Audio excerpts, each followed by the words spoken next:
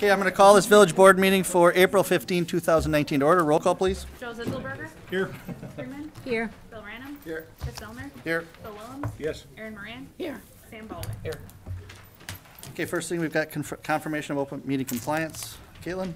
I can confirm that the draft agenda was posted was published in the Waunakee Tribune on April 11th. The final agenda was posted on April 12th at all 3 village posting locations, and the final meeting agenda and packet was made available online on April 12th. Okay, thank you. First item after that is our consent agenda. Would anybody like anything pulled, or I'd look for a motion? I'd move approval. Second. Motion by Susan Springman, second by Joe Zitzelberger. Call the question. All in favor, say aye. Aye. Opposed? Ayes have it. Public comments. Is there anyone here who'd like to address the board on an issue that's not on the agenda for this evening?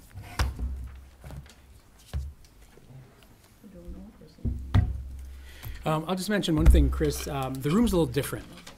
In an effort to accommodate more general seating in the boardroom, we made a couple of tweaks here. It's not perfect, and maybe we'll have to tweak it again, but believe it or not, the standard seating arrangement here has 15 more chairs than we had at your last board meeting. And that's then with additional overflow chairs over to the side and even another row up front, we can probably accommodate up to 65 in the room now. So this is 50 from what was 35. I know it doesn't necessarily look like it, but somehow after 6 or 7 versions of this room, one day last week, we kind of landed here. But if there's any concerns from the public or anyone else, let us know. I would also note that a change in the approach to closed sessions tonight will be that rather than asking everybody to leave this room when the board goes into closed session, the board will go to a different room in the village hall rather than having all of you get up and leave. So they will leave. You can stay if you care to wait to see if there's any action following closed session. Where are we going? Or is that secret? We pulled a couple extra tables into my office, so we're going to have a nice little comfortable conference room arrangement back there. We're not going in the vault. It's not perfect. All right. Go ahead. Ask, will you have some sense, though, of whether or not we're taking any action? Because often there's no action. I'd hate for people to be sitting here for an hour and we come back and say goodbye. Yeah, at a staff level, we can work to identify whether there's expected action out of closed session. We'll work to do that. Okay. Okay. Thank you, Todd. Yep. All right, first under presentations, we have to discuss and take action on proclamation honoring Sam Baldwin. So I would need a motion to start with for the proclamation. I move we honor Mr. Sam Baldwin. Second. Motion by Phil Willems, second by Bill Random. Call the question. All in favor, say aye. Aye. Opposed? Ayes have it. Sam, come on up. I know you're excited about this. So excited. I can see it on your face. Okay, so we have a proclamation of appreciation for Sam Baldwin. Whereas Sam Baldwin is an active citizen of the community, has faithfully served the village of Waunakee as trustee from 2017 until 2019.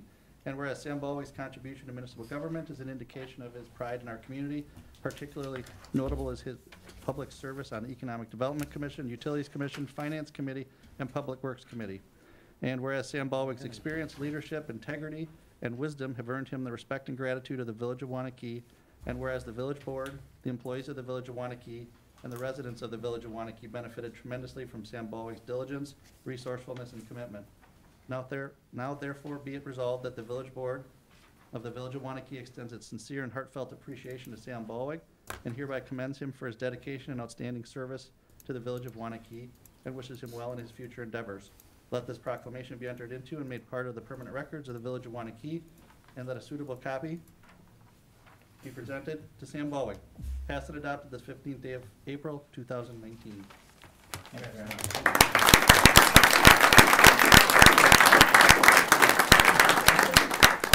Sure. Go ahead. I'll take it. I just want to thank everybody, citizens of Waunakee. It's been a pleasure serving on the board. The board has been awesome. Really enjoy getting to know you guys, and thank you guys for your service. It's not often said, so thank you guys for everything you do. Chris, personally, I think you do an awesome job as president, so thank you for your contributions. The amount of time and energy you put into Waunakee is amazing. To the staff as well, it's been an honor working with you guys. You do an excellent job, so thank you for everything you do. Todd, as an administrator, you're one of the best, and we're very fortunate to have you in town. So thanks to everybody, and Very much appreciated.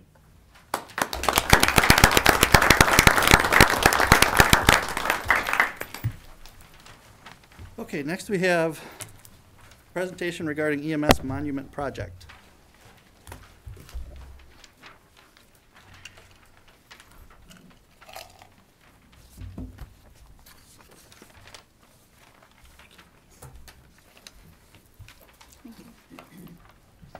Hey, buddy.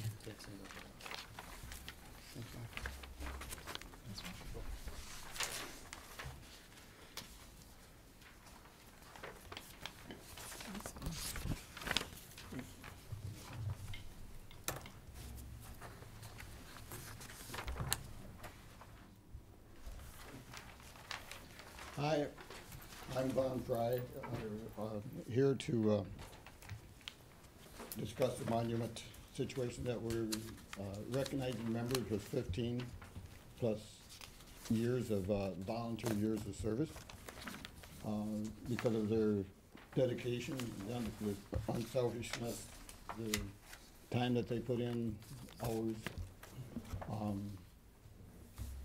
and the schooling and stuff they had to go through, missing holiday dinners and stuff sometimes. Here, about a year ago, we had 3 members that retired. And out of those 3 members, we had almost 100 years of service that we lost.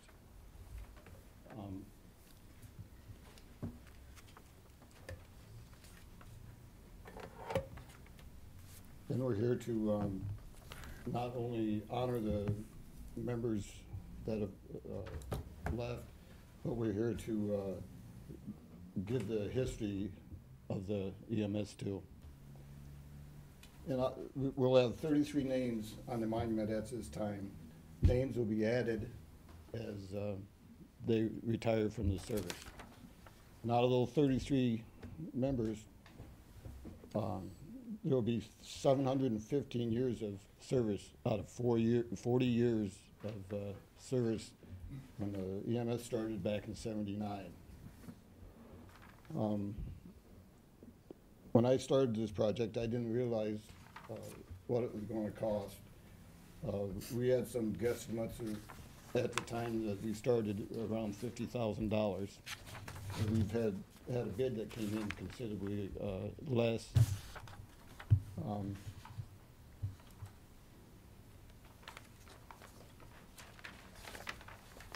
I've been out doing fundraisers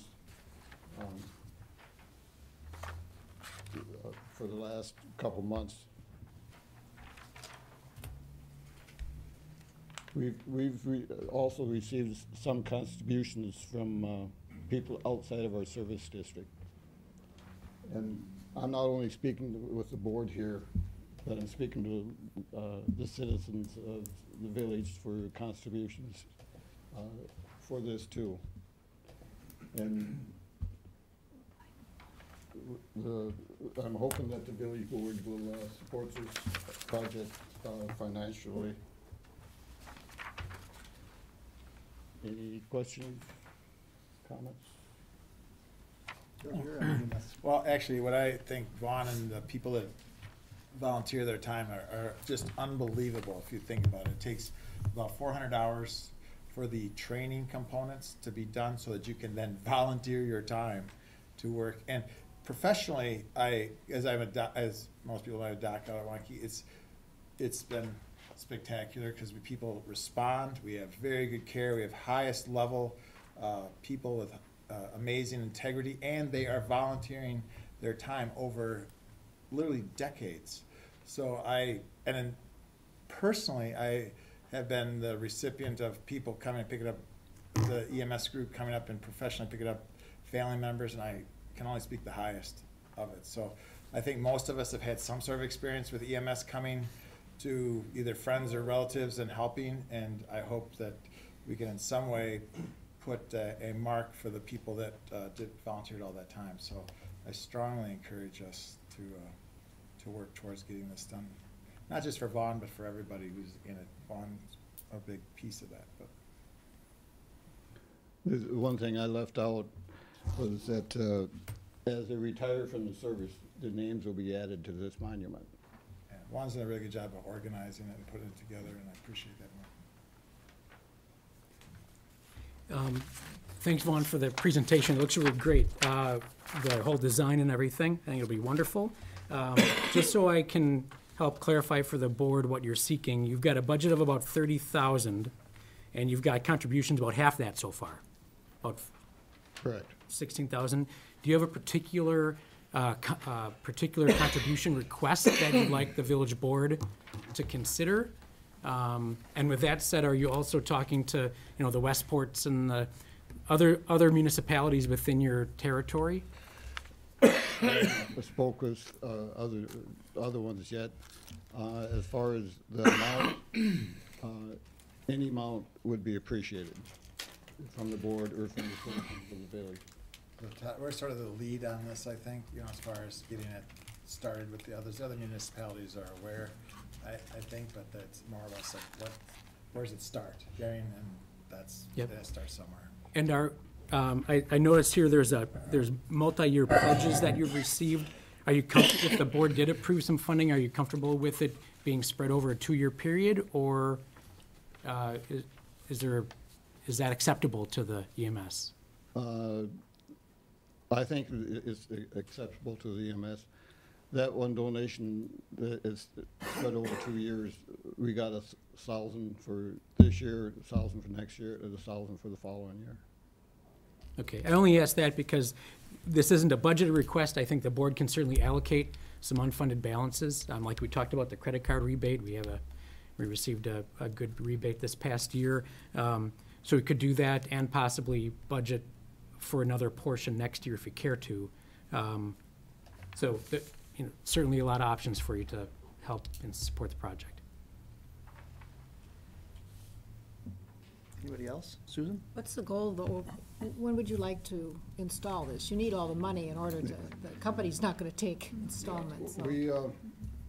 We were going to do it in middle of May, which would have been EMS This week, year. but we ran in some trouble with some distributor of the monument, not the company that we're getting it from, but from their distributor.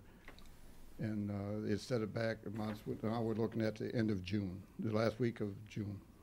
So you probably need to raise the money before you can do this, right? We're hoping to.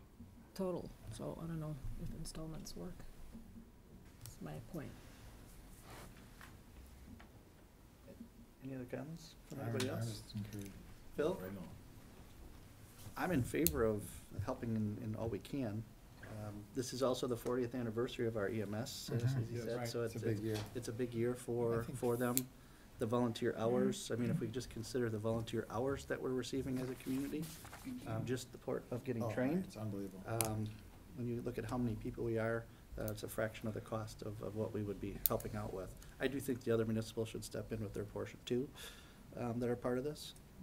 But Isn't there a formula I don't for know that we can make any kind of motion or anything tonight. Well, but we what I can- would say is direct staff with a particular target that you'd care to see afforded for the project, and then we'll bring that back as a future item for the board. 60%.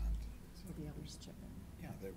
It's just a matter of. So if we look at what our normal part is, it's about Contribution. 60% contribution. So that number, wherever that number would fall with what the need is. Of the balance you're talking about? I would move that Waunakee contribute its percentage share of EMS to this project.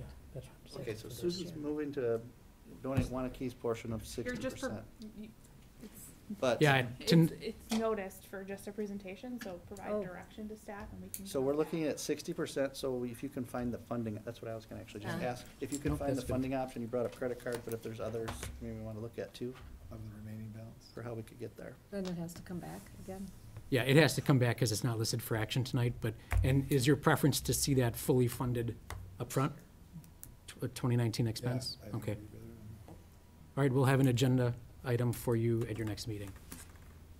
Vaughn, thank you for your service you, as well. Vaughn. Thank you. Thank you, Ron. If anyone is interested in getting more information, you can contact me or my wife. Raise your hand, Nyla. Yeah. Thank you. Thank you.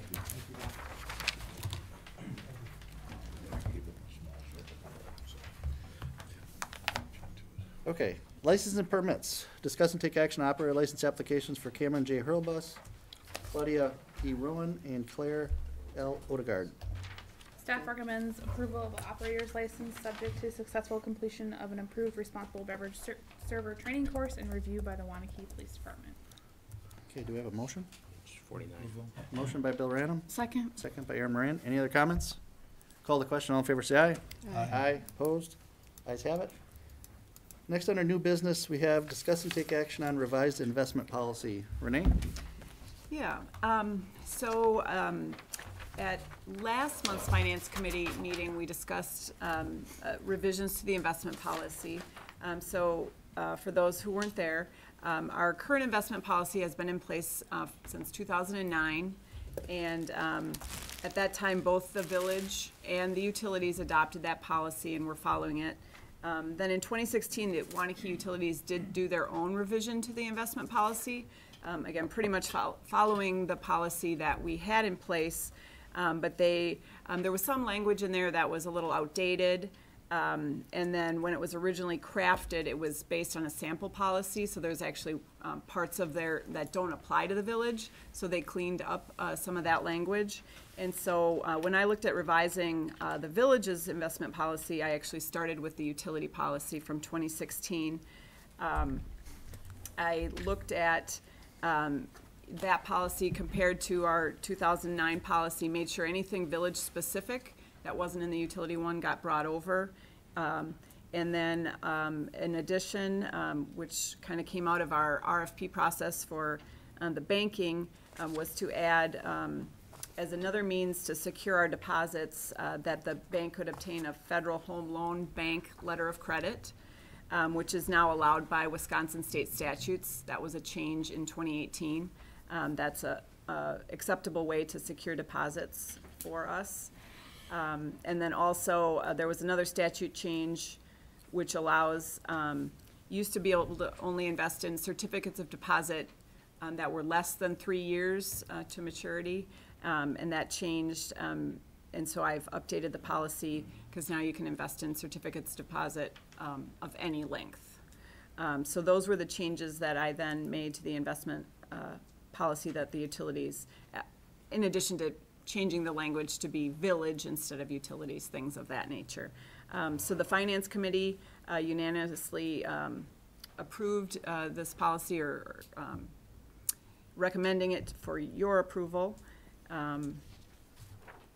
Any questions, I guess? Board members? Susan, your chair, do you have any comments? No, I fully support it. I have no questions. Of course, I was on the Finance Committee, so.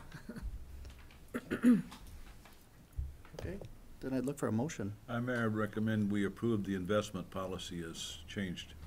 Okay, motion by Phil Willems. Second. Is that you, Joe? Yep. Second by Joe Zitzelberger. Any other comments? Call the question. All in favor, say aye. Aye. Aye. Opposed? Ayes have it. Next, we have discuss and take action on bids for 2019 Public Works Improvements projects. Kevin? We completed our bid process. We received 3 competitive bids from 3 very qualified companies. The lowest apparent bid, or lowest bid, was Raymond P. Cattell. We've had excellent experience with them with past projects. Todd's putting up the map with all the road projects. It includes Raymond, Dorn, Wexford, Cambridge Court, Wimbledon Way, and Winston Way. We had a couple. Too fast for me to go. Oh, Do you want to? you can just leave them all up. That's Oh, fine. okay. That's fine. And we did, just for a little bit of explanation why we had alternate bids. We actually bid Winston Way as an alternate. We didn't know if we were going to have enough funds. So the Public Works Committee directed us to leave off one of the roads in case we were over budget, we could drop one of the projects. But I'm happy to report that all the projects, including Winston Way, came in underneath the budget. With that, we also bid as an alternate the 6 Mile Creek Path. That's the separate page. That'll complete the trail system from Madison Street to where there's an existing bridge that crosses over 6 Mile Creek. It leads over to Fairbrook Drive.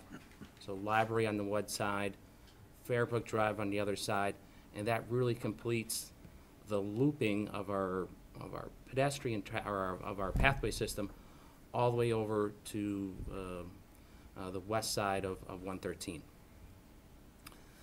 So with that, the Public Works Committee had authorized us to proceed with the bidding and had recommended awarding all of the project if they were under budget. Susan? It looks like there's some savings here. Have you decided what you're gonna do with that? Well, yeah, there's about $1 million, and we will need that for a contingency. And so we'll hold off on the Cop Road bike path, because that's what the Public Works said. In terms of priority, the Cop Road would come in last. That's about $100,000. So we'll have about $100,000 in contingency in case we got some extra undercutting that we need to do. Or if we run into other problems, we'll put off the Cop Road or the Cop Road bike path until we feel very comfortable we're going to be underneath the budget. Okay. Well, I'll just point out, I'm happy to see that it's under budget. First off, we're trying to catch up and doing more than we possibly can. And I shouldn't say more than, we're trying to do all that we can to catch up with some of our road work that's kind of behind it at this point. So, do we have a motion? Yeah, the Public Works Committee went over this extent, and we don't see anything wrong with it. In fact, we recommend it be awarded to R.P. Cattell, I'm sorry. Okay, motion by Phil Willens, Second. second by Aaron Moran. Any other comments? Yeah, actually, a question for Kevin. You'd mentioned it'll pave up to where the existing bridge is over 6 Mile Creek. What's the condition of that bridge, and is that something that we need to The be bridge looking is at? included in the bids. Oh, it is? Yes, there's a new bridge that's included. I can report to you that we're evaluating trying to salvage the existing bridge. Okay. There's some warp to it, and so we're looking at alternatives of maybe saving $20,000 by reusing the bridge and putting on a new railing system. As we get a little bit closer, that's something that'll come back to Public Works. Okay. Okay, any other questions? Okay, I'll call the question. All in favor, say aye. Aye. Aye. Opposed? Ayes have it. Next, we have discuss and take action on contract with Graph USA, Inc. for planner services. Todd, are you on, or Kevin? No, I can do it. Ed Freer's here, and he's available to answer any questions. He's switched companies in terms of his planning services that he's provided for us. So this is just a new contract with his new company. And I think Todd asked me the question, his billing rate, and I think we've landed on that it's going down slightly from the last contract. When does that ever happen? I think you made a good move, Ed. From the village perspective. Sorry. Did I say that, Brian? No, you're fine. Okay. Gave me the look. I don't know if that was the look or not, so. Okay, I'd look for a motion on this then. I'd move approval of the contract with Motion. Graph USA. Motion by Susan Springman, second by Bill Random. Any other comments? Call the question. All in favor, say aye. Aye. Aye. Opposed? Ayes have it. Discuss and take action on resolution approving fund transfers and budget amendments. Renee? Yes, so each year, after the audit, we take a look and see where the expenditures are at in relation to what was originally budgeted, and we adopt any amendments that are needed. The village's practice has just been to do that on an annual basis. Some municipalities do it more frequently, quarterly throughout the year or something like that. We've always done it annually, so that's what we're doing at this time. Because state law prohibits us from expending more than what has been legally appropriated by the board. So during 2018, we had many revenue lines that were over budget, where we got more revenue than what we were expecting, and then we had other lines, expenditures that were under budget, and then a few areas where we were over budget. But the net of all of it, we're still well under overall the budget that we had adopted for 2018. So this resolution is just approving those budget amendments so that we can comply with the state statute. I can answer any questions. Oh, and the finance just discussed this at their meeting, and they recommended approval to the board. Renee, how much were we under budget? 300 something? Close to, it was 349,000 that we had excess revenues over expenditures, so like a net income. Okay. Where we had originally budgeted to use a little bit of our fund balance, so. I just wanted to yeah, make we sure had people knew that. overall positive results net income for the year, even, accounting for these few overages.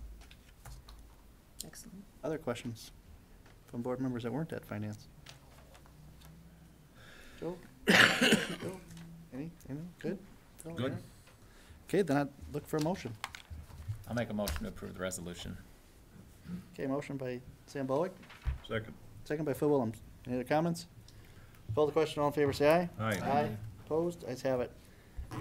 Number 5, discuss and take action on 2019-2020 committee appointments. You have in front of you all the committee appointments for at citizens at large, for those who are at the end of their terms. As you know, we have a rotating scale or rotating system for our committees, and these are the ones that submitted to be on the committees and who I recommended. So I'd take any questions, or if you have any questions for any of the staff that are here. They also gave their input with all of them. Do we have a process for posting these openings, or? Yeah, I can speak to that. My department, when applications are available, we social media blast it. It's on the front page of the website. Applications are out all year, so as people submit them, we just put them in the folder, and then when this time comes up, we take them out.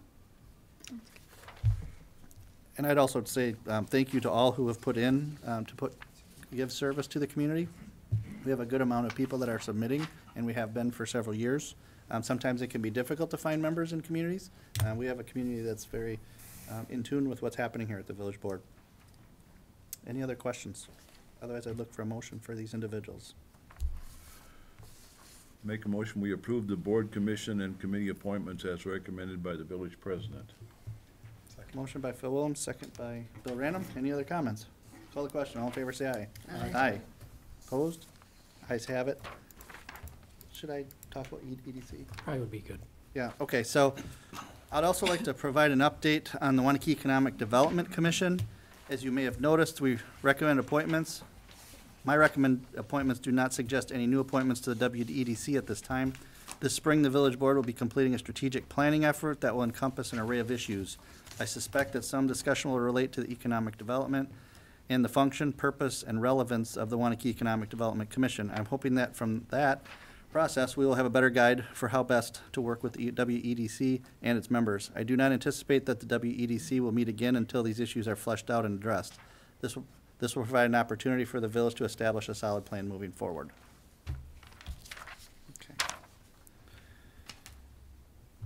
Okay.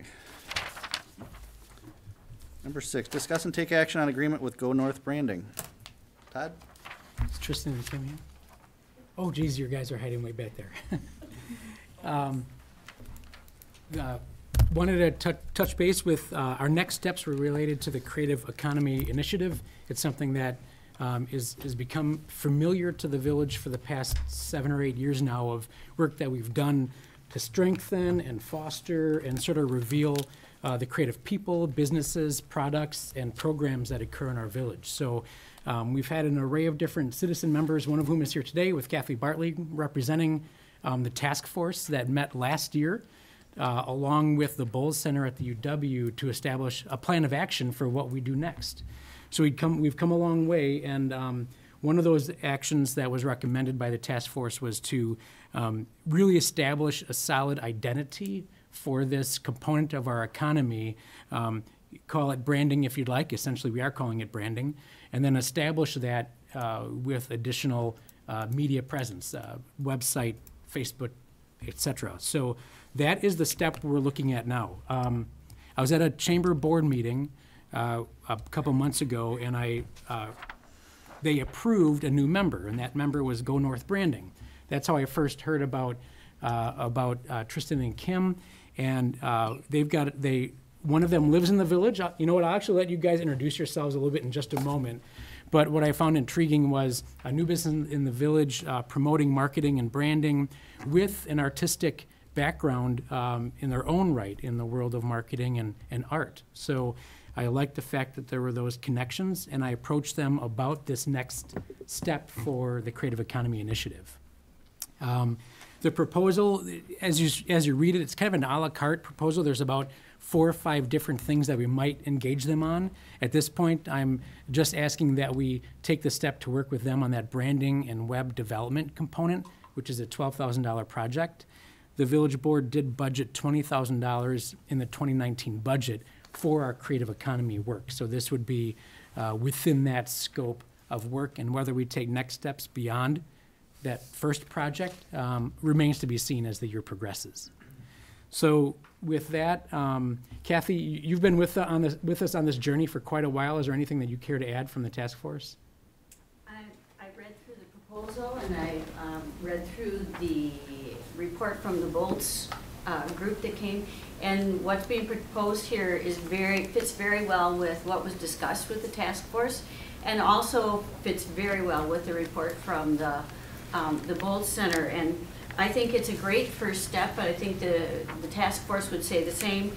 Having a local company is a bonus, and doing that kind of thing. So from my vantage point and from my work over the years with this task force, what's being proposed is exactly what we were talking about, and it's a great first step with some of the other things that will bring out the artistic and creative part of this village and the creative economy that's here. So, thanks, Kathy. Appreciate your guidance. You've been really helpful.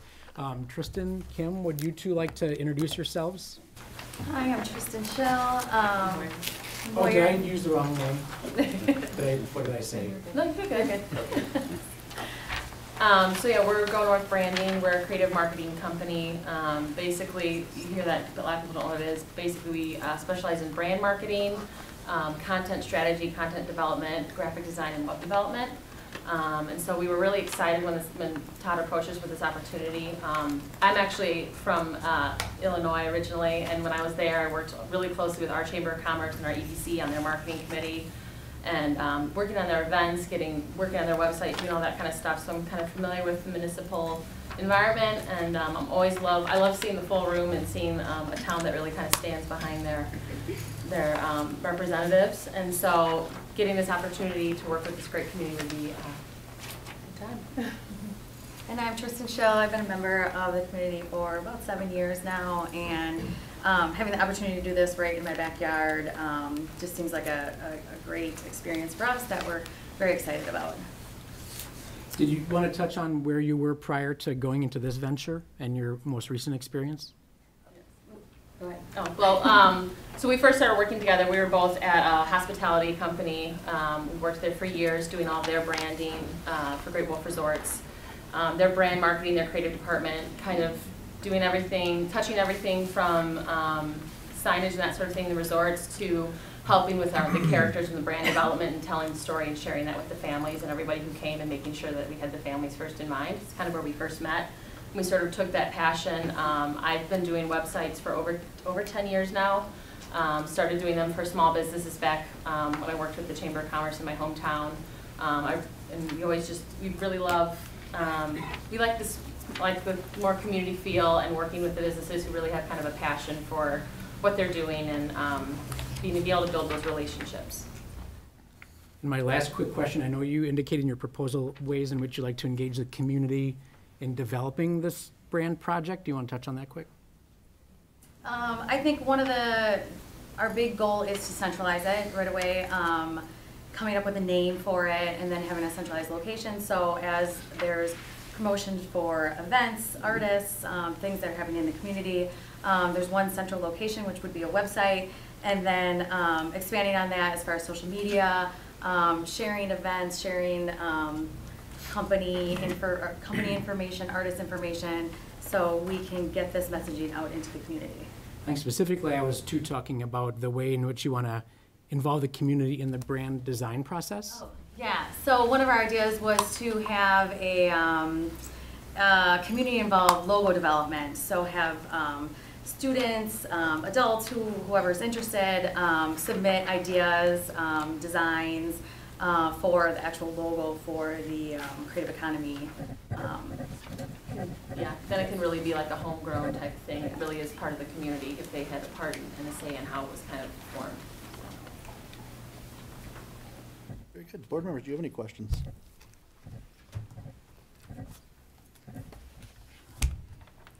I'll look to somebody to make a motion. I'm sorry. I move we approve the agreement with Go North Branding as outlined in our package. Okay, motion by Phil Willems, Second. second by Sam Ballwick. Any other comments? This is just the first proposal, set up the overall program organization. Okay. Any others? Okay, I'll call the question. All in favor, say aye. Aye. Opposed? Ayes have it. Abstain. I shall abstain. Oh, abstain. Okay. Okay. Moving on to old business. Discuss and take action on proposed grocery store developments, Hy-Vee and Festival Foods at County Highway Q and Woodland Drive. Who's introducing this? Sorry. We didn't pick somebody. Well, this item has been on your agenda for multiple board meetings. And I would note that the next agenda item is a number of approvals, potential approvals for the Forward Development Group / Hy-Vee project.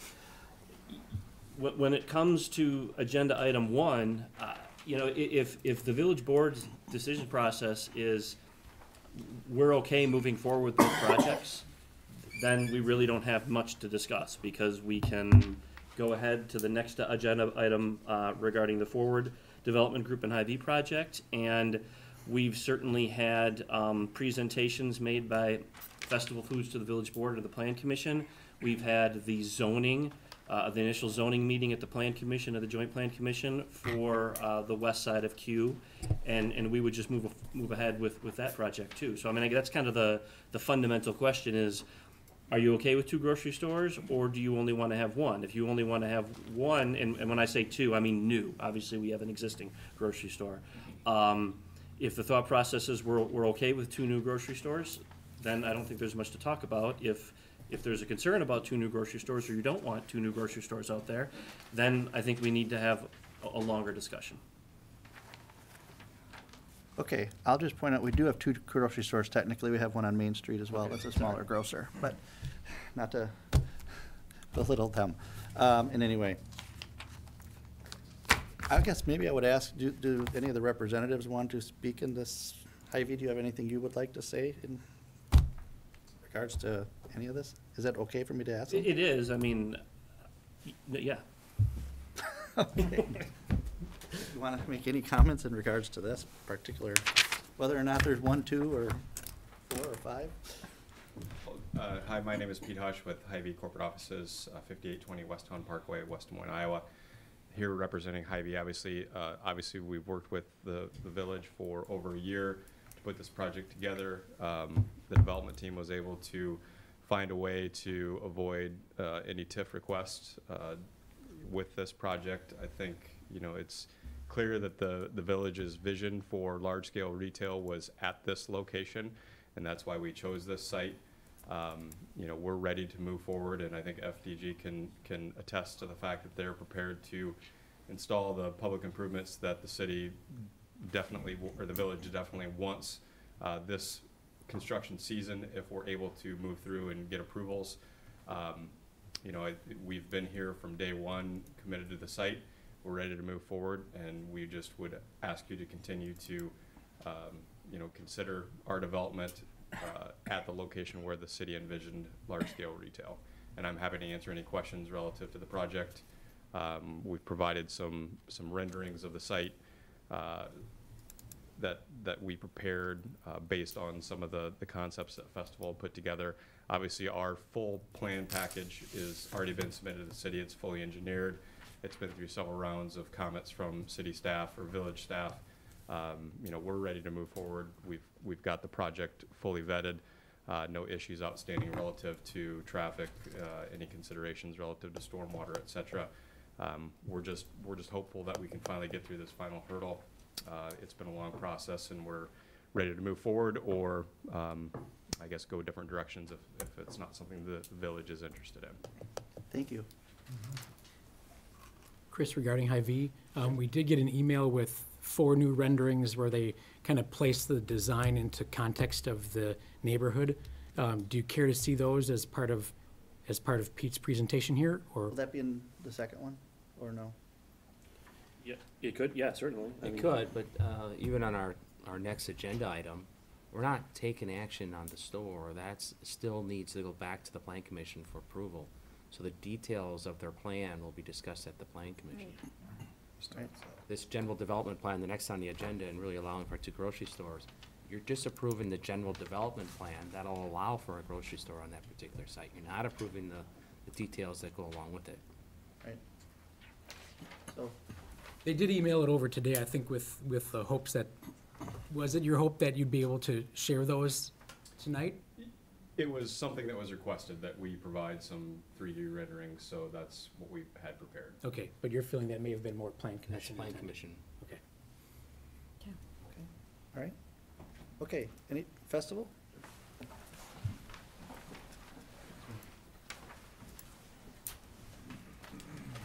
Good evening. I'm Brian Bauman, Senior Vice President and General Counsel for Festival Foods. And I think I would say that we too, last week we previously submitted our full plans for our store. We went through, got initial feedback from the staff in the previous weeks. We got additional feedback from Plan Commission last week, as well as Joint Plan Commission. We've taken those comments into account. We're doing a new submission, updating on those. We're really excited to be a part of this community and to move forward our part as well. At this point in time, we're comfortable with the notion of 2 additional stores proceeding.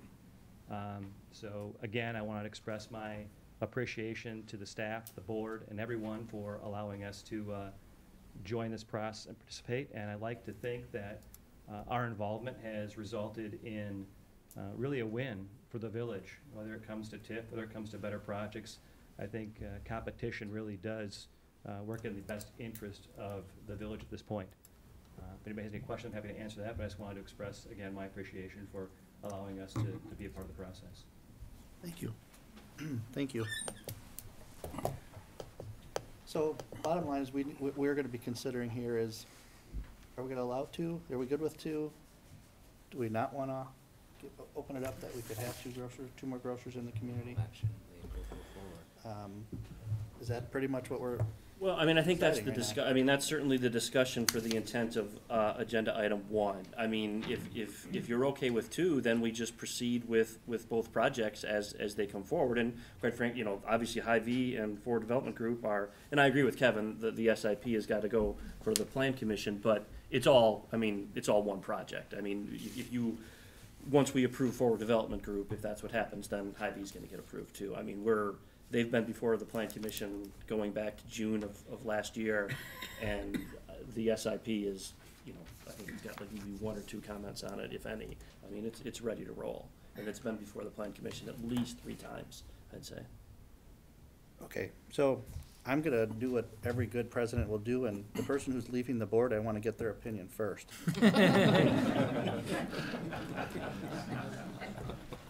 I think it's a weird position to have this group be the ones deciding on grocery stores. I don't think any of us are really qualified for that. But in my opinion, I don't like the idea of having 2 grocery stores as we enter town. I picture it as I have friends coming in from out of state. They're driving into our new neighborhood and they see 2 giant grocery stores on the other side of the street. I just don't think it makes sense. So that's my opinion. Okay, so if you were, okay, I'm going to go like this then. Joe? Well, regarding this particular item, I guess I would say I'm not thrilled with stores across the street. At the same time, I don't know that there's really any problem with that. I would tend to say that the east side is probably a better site, purely because of where development has already occurred, but certainly the west side is not a problem either. I'm more inclined, I guess, to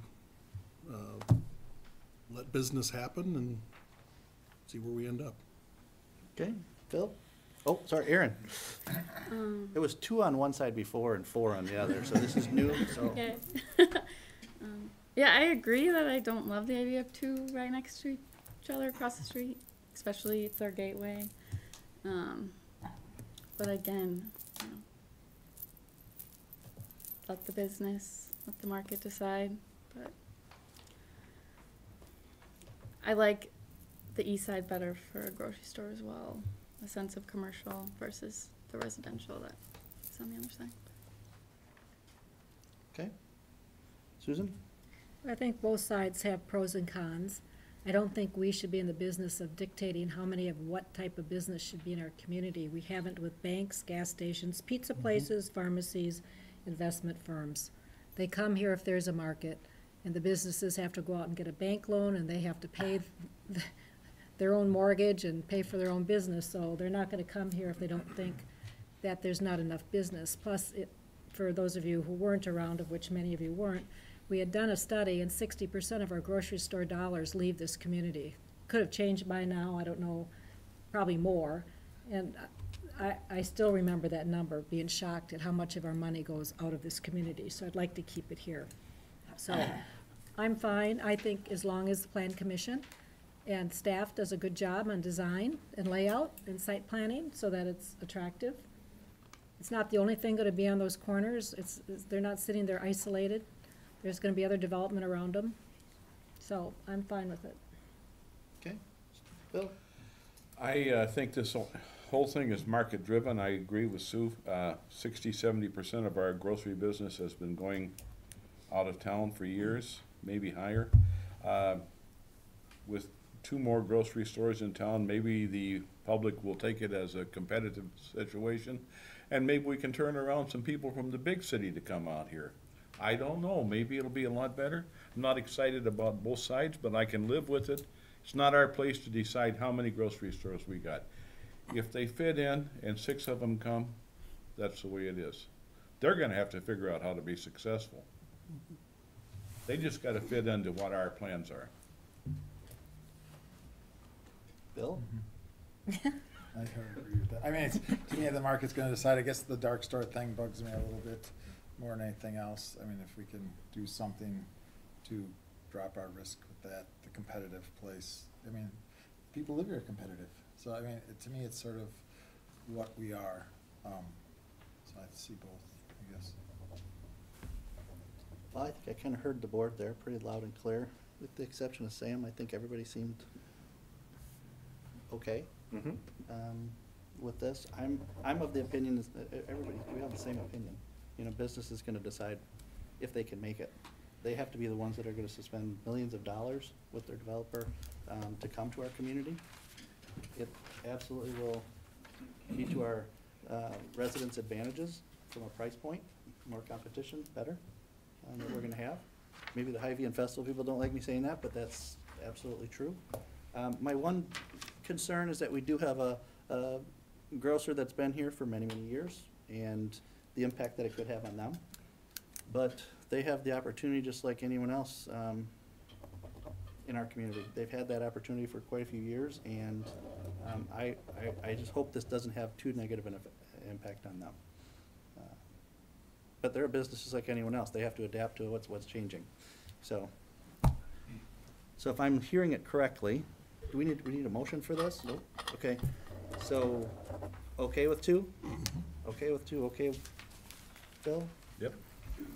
Sam? Okay. Okay.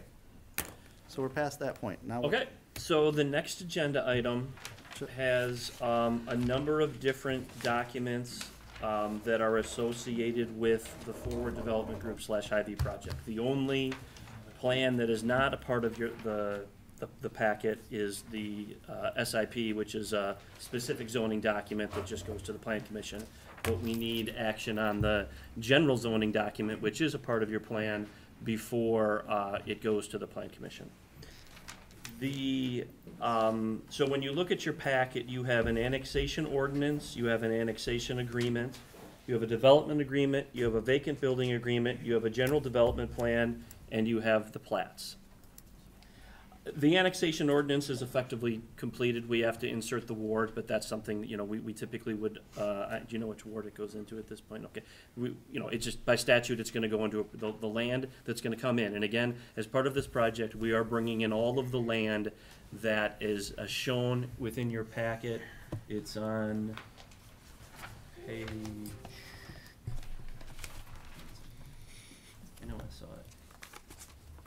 If you were to go to page 90 of your packet. That large parcel is what's coming in, or would come in if you approve the annexation ordinance. It's all the land that's owned by Lone Star Holdings LLC. At least a portion of that land would be sold to Forward Development Group, and then a smaller portion would be sold to Hy-Vee as part of the project. So the annexation ordinance is effectively complete, and you would be able to act on it if you're inclined to make a motion on that. And I'd like to kind of walk through everything and then go back. But the recommended motion for this would be motion to approve the annexation ordinance conditioned upon execution of the annexation agreement, the development agreement. As part of the development agreement, there's an escrow agreement. So the escrow agreement and the vacant building agreement by May 15th. May 15th date is significant for Forward Development Group. They need to know that everything is done and all the approvals are in place by May 15th so that they can start the work for the public improvements. And so it always makes sense to have a deadline whenever you have a conditional approval, and that's the purpose for that date. But the annexation ordinance is quite frankly the most straightforward aspect of what we're talking about here. The next document is the annexation agreement. We have a history, and I think it's a good municipal practice to always have an agreement upon annexation that kind of lays out what the expectations are for development purposes. The annexation agreement that is in your packet is the same form that we have used in the past. It was the same form that we used on the west side of Kew. It is all but done. Dan and I have to have a conversation maybe on one section, and there's some other language that we've talked about adding that's language issues. It doesn't change really the substance of the document. I have complete confidence that we'll be able to work through that. And so if you're inclined to approve the annexation agreement, the motion would be motion to approve annexation agreement subject to final review and approval by the village administrator, the village engineer, and the village attorney. I have a feeling I would be doing the majority of the work on that one, but again, there's very little left to be done on it.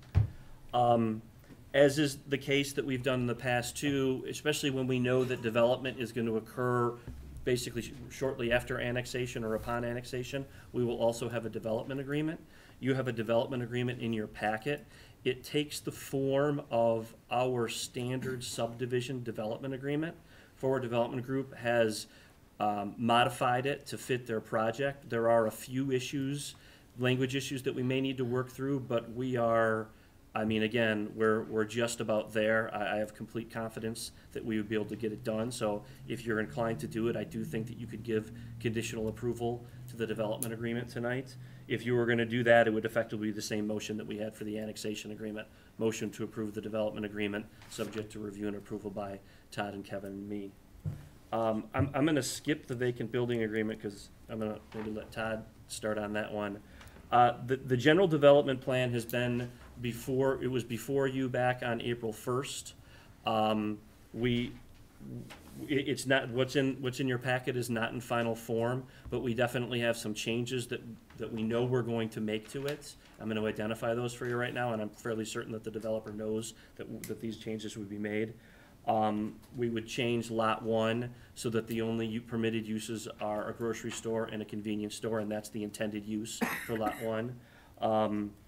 We'd make clear that, and there's already language in here to effect, but this is just going to be more clarifying language, that the structure itself is going to be greater than the square footage threshold that's permitted in the ordinance, which means that it has to be a conditional use as opposed to a permitted use.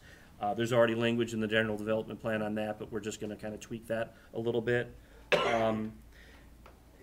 When we came back here before, there was a question by a board member about some of the uses for lot 2. So lot 1 is going to be the lot where Hy-Vee would be located. Could we have Todd update what we're looking at here so we can see what lot numbers we're looking at? Whoever has the projector. We're just gonna check and see if that's in the packet here. I think it might be. Go to page. It's not. I don't think it's in the packet. Lot 1 is effectively the. Kevin, can you give me the pointer? I'll have to do it the old manual way here. Lot 1 is grocery, right? Yeah, lot 1, And so that- that's the- And that's, whoop, northwest corner. yep, that's 10 acres essentially here, that corner of the parcel. Lot 2, whoop, So Page the- 150. Page 136. oh, you found it? Oh, yeah, that one too. Oh, there it is. Which page is that? That's 154. Yep, thank you. That's the test for the board to make sure they read their packets. Obviously, I don't. You guys win. So the plat that we have is basically creating 2 lots and an outlot for the initial development, and that's what you see up there. Lot 2 is the lot that's just south of Sarah Lane, and that's the lot that's gonna allow, basically all permitted commercial uses would be allowed in that lot. Lot 1 obviously is where the Hy-Vee and the convenience store would go. We had a comment by a board member, and I think it might have been, or maybe at the Plan Commission, about some of the uses identified in the general development plan, and specifically there are some uses related to auto service in section J. Those actually, I think, looking back, those are identified as permitted uses in Kilkenny Commons, which is just south of this. If you were to look at the C1 zoning district, those are not actually identified as permitted uses. So one of the discussions that we want to have with the developer is whether or not they think they really need, there's one use, automotive accessory stores, which is identified as a permitted use within the C1 district. The other uses that are identified in there, automobile rental agencies and some others aren't. And this is not this isn't the developer's fault. We had asked them if they could work off of the GDP for Kilkenny Commons. And so I think we've had a comment from the board that we do not want to see automobile rental agencies there. When I went back and looked at our code, it may make sense to pull out that entire section and then just move automotive accessory stores up into a different section, because those are permitted within C1. And then we have various other changes that have been identified by other staff members that have been part of the Plan Commission packet. So again, I think the GDP is almost in final form. Fundamentally, I think that we do have an agreement with them. And so I think at a staff level, we would be, happy if you are willing to recommend a conditional approval here with us making those later changes. The plat, that, I don't know if you want to comment on the plat at all. No, go ahead.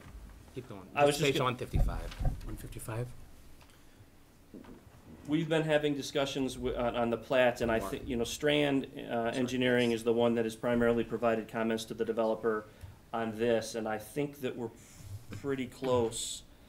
I guess I think there's 2 issues that we want to talk about. One is that if you see Sarah Lane, that's the road that runs east-west, and we're comfortable with where that's located. Now, that is going to impact the road on the other side of the street. And there's traffic and there's traffic and engineering, and there's certain places where the road needs to be on the other side of the street. And I don't think that they're supposed to really totally match up, but They have to be coordinated. He's referencing, to be clear, an access street that would go to the west to serve a festival site. and so if you were to approve the plat tonight, or conditionally approve the plat, Sarah Lane is gonna be located there. And, I think there's been a lot of work between village staff and between Forward Development Group with the location of that road. You just need to know that that's necessarily gonna impact the other side of the street. And the other issue is, and I guess issue might be too strong of a word, there have been some comments that have been provided regarding the intersection at Simon Crestway and Woodland Drive. And so that's going to become a signalized intersection. And do you want to comment on? It doesn't affect the plat, so if we did need additional right-of-way, it'd have to come from the school site, so it doesn't really have any Okay. impact on the plat. So I guess that's a long-winded way of saying we're really close on the plat then too. And I would, right now we have, I guess do you want to talk about the vacant building agreement at all? How do you want to approach that? Well, obviously, and maybe you could take a moment in a second to explain what that is. Certainly, the notion of a vacant building agreement would be a new practice for Waunakee. It is reasonably an item that would, it'd be something that we'd have to work through carefully, because I think there'd be matters of opposition on Hy-Vee's end of things to that agreement. It may be reasonable to have that discussion specifically in closed session with regards to bargaining and negotiating. On a policy level, I'd also say I don't think everybody at this table completely agrees from, on one level, a legal perspective, and on another level, an economic development perspective. So maybe with that said, you could just outline what. Yeah, I can just, I mean, is. Again, this is entirely a policy decision, and I agree with Todd that you do not see these vacant building agreements very much. And really what they're getting at is not the dark store issue, because the dark store issue is more of a property tax payment issue. The vacant building agreement is, you can drive through this state and you will find big boxes that no longer have businesses. And it's you don't get a vacant building agreement for whatever business went in next door that used to be the Burger King, because if that business ever goes out of business, there's a ton of businesses that can move into that store. The square footage is appropriate for so many different commercial businesses. It's a little bit more difficult with a big box, and that's why you see a number of big boxes. I mean, I'm familiar with Rice Lake. I have a colleague who's familiar with Oconomowoc. And now with what's happening with Shopko, you're going to see more of these vacant buildings. And one way to address that is through the property maintenance code that we already have in our village code. It's kind of lacking. I mean, our property maintenance code is likely the same as every property maintenance code within the state. I mean, most municipalities have the same language. It's not a great tool to deal with big boxes that no longer have the business operating. The vacant building agreement is a step. It's not the silver bullet. If somebody goes out of business, it doesn't require them to take their business down. Essentially what it does is if the store becomes vacant and you're not properly maintaining it based on the contract language, then at some point in time it would need to come down. Because one of the things that you will see for certain big boxes is if there's not anybody operating there, you tend to have, the business went out of business, so they're not necessarily paying attention to what's going on with the property. You can have any number of different nuisance type activities that go on there, and that's the fundamental reason for having it. I will acknowledge that it is a new concept. You're not going to find this in many communities right now. 10 years from now, I think you will find it in more communities as they run into this problem. We may be on the front end of this, and so I just wanted to identify it for you as a tool, especially in light of some of the discussions, not necessarily tonight, but at previous board meetings where we were talking about 1 versus 2 grocery stores. I was just going to add, I think the discussion regarding the policy could stay in open session, but if you got specific legal questions regarding particular language in the agreement that you want answered, then it'd be appropriate to go into closed session. But as a general discussion regarding the policy of whether or not to have this, it could stay in open session. So I have a fairly strong opinion on this, but as I always do, I try to let you guys all speak first. Go ahead, Chris. With regards to these things, and I've always taken a position, I don't want to sway your opinions. And I will not change my position right now, I don't believe on this, but I'm gonna go back to Sam, since it's his last meeting, and I know he wants to talk about this. Sam's meeting on the spot. Yeah, I think when we originally talked about it, I think it's something that we need to pursue. I think the world is changing, and a lot of things can happen in 10 years' time, and if we have 2 grocery stores on opposite sides of the street, there's a chance that one of them's empty, and I don't think that's what we want on the entrance to town. So I think it's worth pushing for. Joe? I think given the visibility of both of those locations, if we're putting grocery stores in both of those, the odds that one may not make it is probably higher. than if we had only put one in. So given that, yeah, I think it's something we need to pursue. Aaron? I agree. I think we should pursue it. Susan? So my first question, does this apply to all vacant buildings? No, Big it would boxes. apply, it would be contractual by nature. It's been provided to both of the grocers. And the purpose is, it's to deal with businesses of a certain square footage, and in this particular case, grocery stores. And again, for the reasons that I said before, I mean, the property maintenance code that we have is, you know, the property maintenance code applies to every structure in the village, whether it's residential or commercial. But it's by complaint, correct? Correct. That is our weakness. That's another issue, I think, so I'll just quickly, I would support something, but, and I don't think you're gonna see a vacant store anytime soon on brand-new stores that are gonna open. But I think this is an issue relative to our property maintenance code, period, in this community. I've said this before. And I think that we ought to look at that for the whole community, and it shouldn't just be by complaint. We should have a more systematic inspection of properties, and if there are issues, we should be on top of them. That's a very strong position that I have. So, and people need to remember, this is not the dark store. This has nothing to do with property taxes. So that's different. And what I see is not so much the building when, first of all, if there's a bankruptcy, good luck enforcing anything. If, you know, bankruptcy occurs, because who are you going after? But it's usually the parking lot. You have abandoned cars. The parking lot has weeds. It's never taken care of. The grass isn't mowed. Graffiti on the buildings, that kind of stuff. So, yes, I'd like that stuff looked at, but I think it's an issue for every building.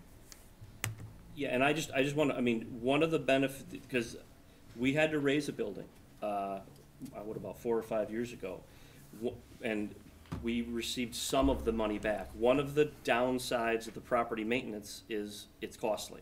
I'm not trying, I mean, I think, just saying Well, that. our deteriorated buildings to a community. I don't disagree with it, but that's one of the benefits of this document, is that it's less costly for you to actually have to, and again, whether you approve it or not, I mean, there may be reasons why you don't want to, but that's one of the benefits of this document too. The process is more straightforward, and it's gonna cost you less money to pursue it than utilizing our property maintenance code. Phil? Well, we operate a restaurant in Easttown that's adjacent to Sears parking lot, and they sure are not a joy to be next to because they don't maintain their lot, and they're still trying to operate a little bit of business. Now, when they're gone, it's gonna get a lot worse, so we're having to maintain some of their parking lot because of the access. I checked on another building on Aberg Avenue this afternoon because there's a vacant store there, and I couldn't believe the level of upkeep is so great. They really kept that building up down there. So I think it goes along with landlords, and et cetera, but I think we should have something to protect the town. To that point, is this something that would be, out of fairness, is this like an ordinance that you're creating for all stores over a certain size? Well, that's something that we could look into. It would be, we'd have to look into the legality of imposing it on existing businesses. Certainly something on a going forward basis can be done. Let's be honest. I mean, if you impose something on a business that's new and they don't like it, you can get sued. That's one of the other benefits of this document. It's a contract. You don't have to enforce the ordinance. You have a deal in place. I mean, one of the reasons, again, this is not a silver bullet document. It doesn't fix everything if somebody goes out of business, but it makes the process easier for the municipality if you do have problems on, and really what you need to do then is you need to treat similarly situated businesses the same. And I may be standing, I would say from a legal perspective, you have a reasonable basis to distinguish big boxes from stores like whatever this automotive store is that's right next door to us. Anything else, or are you done? So I'm challenged right now with this whole thing because, as I said, I have a pretty strong opinion on this. we have 2 grocers that want to come to our community, that are investing millions of dollars into our community. And we're gonna tell them, we don't think you might make it, after they're stating that to us, and we don't even know their business. I don't think anybody here has run a grocery store, ever. And so it's hard for me to tell them, yeah, we're glad you're here, and, well, we gotta put something in place in case you don't make it. I think that's unusual, and we've never done that in our community before. And as Brian, you're saying, we don't have a lot of other communities doing this either. So my concern in doing this is that they're spending the money, and we're telling them, or we're putting parameters on them when they're done. Potentially they have to knock their building down, which is an asset of theirs, that we're telling them their asset is no longer their asset, that they gotta knock it down, which they could potentially sell that in the future. I've seen other businesses that we've seen, large grocer, Walmart, whatever it might be, that other uses can come into those, whether it's a library or another business that comes into that. That's on their shoulders to make sure that that happens. I think as long as we're making sure that they're keeping up with that, and making sure, as Phil said, you said, as long as we're having that commitment that they're gonna keep the store or the parking lot and everything in clean manner, especially because it's a corridor coming into our community, I don't think we wanna allow it to deteriorate, because of lack of there. So whatever we can do in that regard to make sure that we're safe if something happens. The economy changes and something happens, I don't know, the family that, I'm not gonna say either one, the family that owns the store says, we're not doing this anymore, we're out of the business, and nobody else wants to buy it. Okay, well then we have these stores. But I don't like betting against the people that want to come in here. I'm just, that's not me. And we're changing something that we're not doing currently to do that. It doesn't make any sense. That's my opinion. I like the concept. I don't like to see an empty Walmart building or something somewhere, but I also think, wow, this is great. They're coming and spending millions of dollars. They're bringing a service to our community that people want. So how do we, so as I said, I'm pretty strong on this one, how I feel, but Susan? I think you make really good points, and that's why I say if we had a good property maintenance ordinance that applied to everybody, that I can Well, we support. we do Oh, have that. no, right it's by complaint. Well, no, and- no, but it's not, the policy is by complaint. The ordinance allows you to do this without complaint. Well, maybe we need to look at it and make sure that it would apply, because otherwise, what do you need it? If it requires them to keep the parking lot up and grass mowed and graffiti off buildings, then why do we need it? That would apply to everybody. And I don't have a problem. again, I'm not saying No, that you- well, Yeah. I don't support tearing down a building, because a 60,000 square foot building has lots of potential uses, as opposed to a Burger King, quite frankly. Those are very difficult to retrofit. So I would not, and they could have a mortgage on it. I mean, that I can't support. That's not a good idea. And you do have a property maintenance code that would allow you to enforce things like abandoned vehicles in a parking lot, or. Let's just make sure it covers everything we're concerned about. I just want to make sure that you understand that the process for enforcing that would most likely be more expensive for the village than if you have something by contract. And that's the only thing I mean, and it's perfectly reasonable. Chris's points are all reasonable points. But you just, well, because you spoke the most on it, that's why. I just want to make sure that you understand that, I mean, there is, the benefit is the contract, is it's going to be a little bit easier to enforce and certainly less costly. I guess I would look at this and say, yeah, there may be some additional cost in enforcing that. I don't think we're gonna have to get there.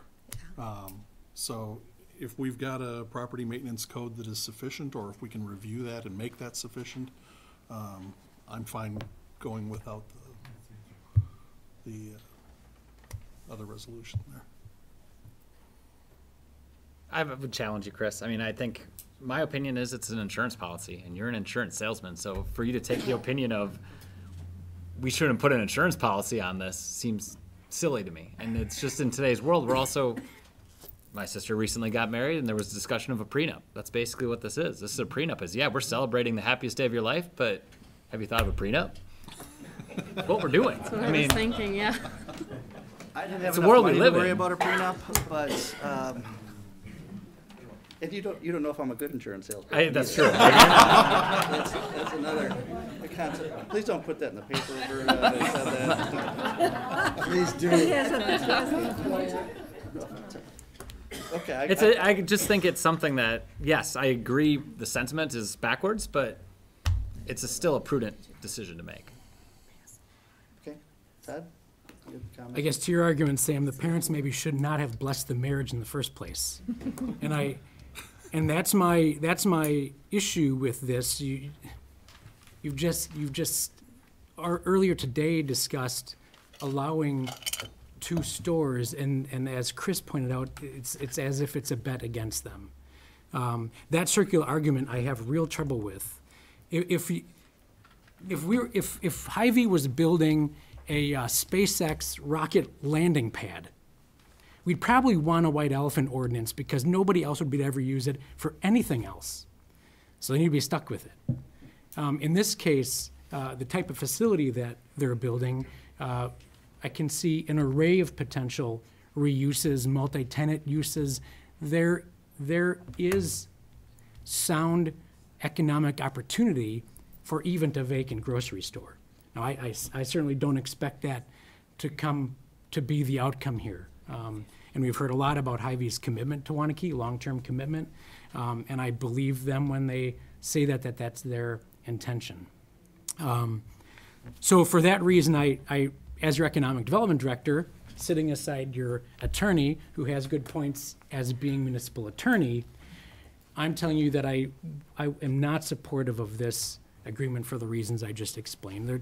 There's others too. I think it does have a ramification in the world of economic development as we're viewed in the marketplace as a place to do business and be business friendly. I think that's worth considering too. I thought Hy-Vee won, yeah. Am I able to speak? Sure.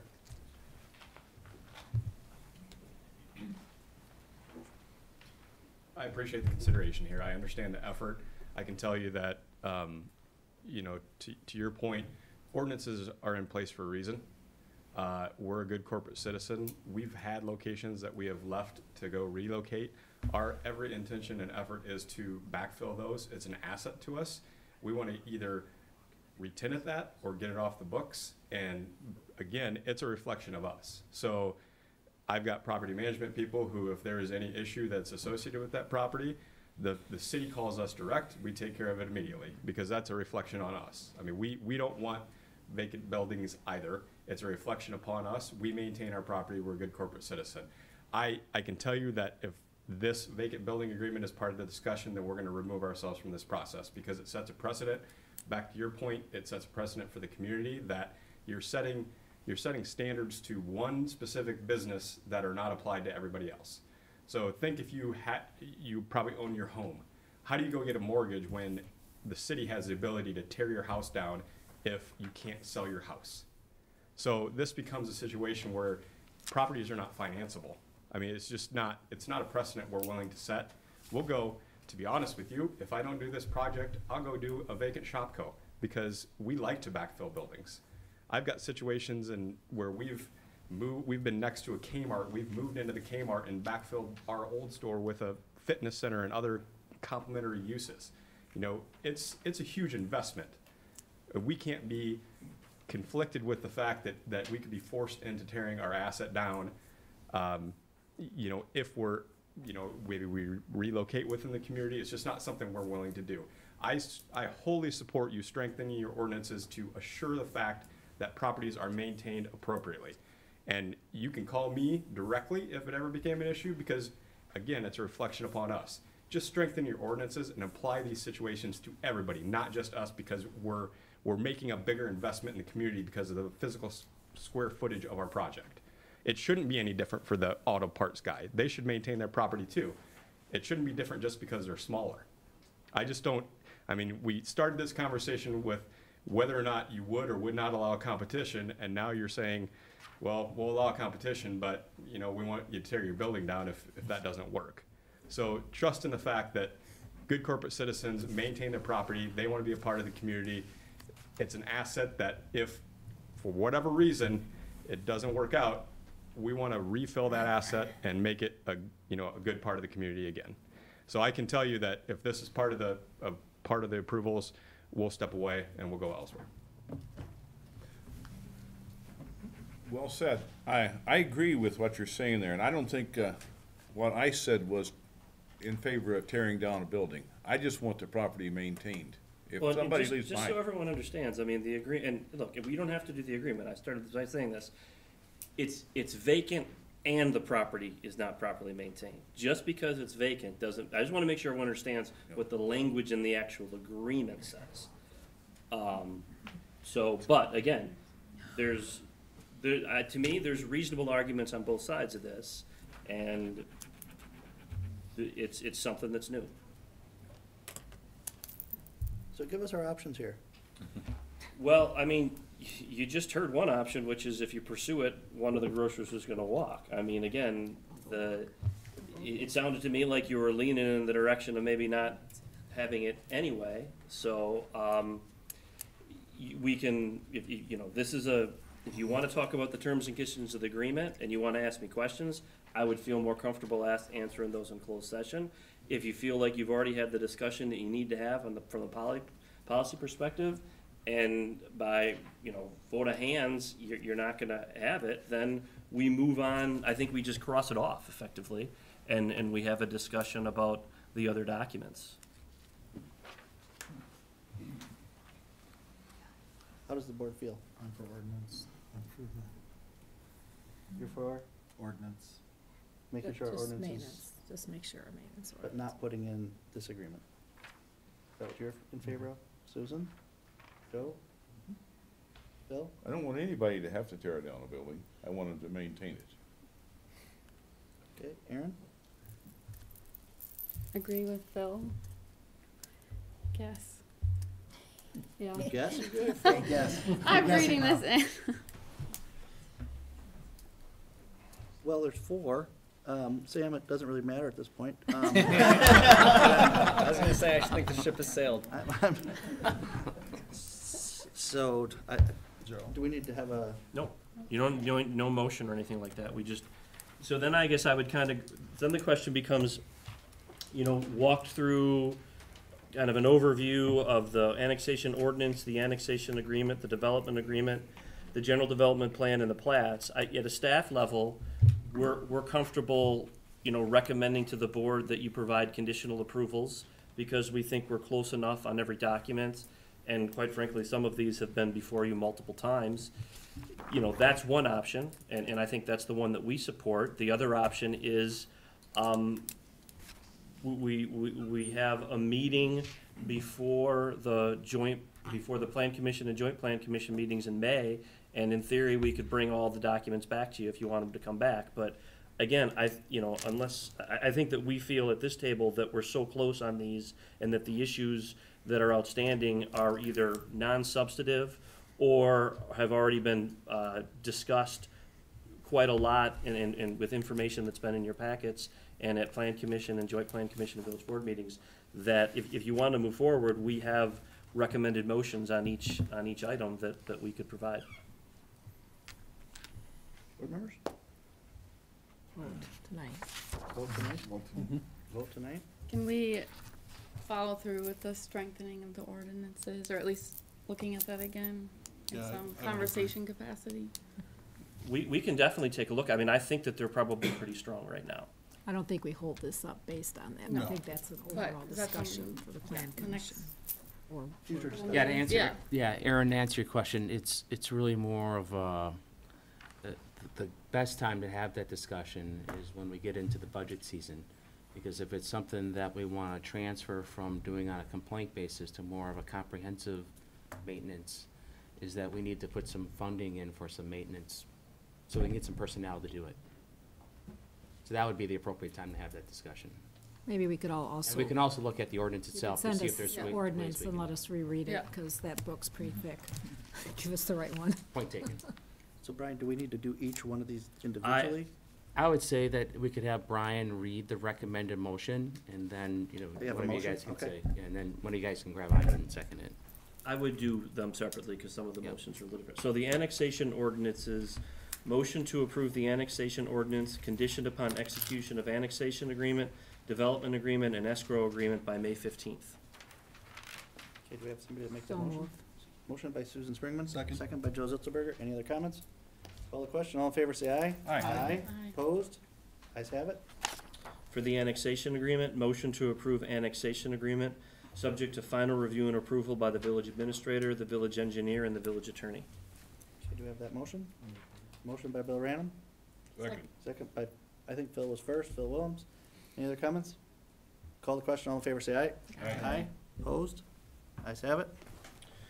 For the development agreement, motion to approve the development agreement, subject to final review and approval by the village administrator, the village engineer, and the village attorney. So moved. Motion by Joe Zitzelberger. Second. Second by Aaron Moran. Any other comments? Call the question. All in favor, say aye. Aye. Opposed? Ayes have it. For the general development plan, motion to approve the general development plan, subject to final review and approval by the village engineer and the village attorney. So moved. Motion by Phil Willems. Second. Second by Susan Springman. Any other comments? Call the question. All in favor, say aye. Aye. Aye. Opposed? Ayes have it. And then for the preliminary and final plats, motion to approve the preliminary and final plat, subject to final review and approval by the village engineer. Motion by Bill Random. Second. Second by Joe Zitzelberger. Any other comments? Call the question. All in favor, say aye. Aye. Opposed? Ayes have it. And that's it.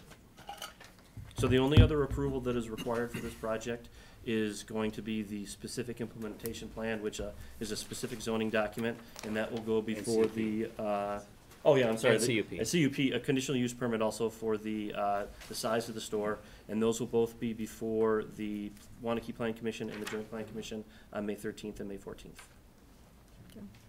Okay? Great. Okay. Very good.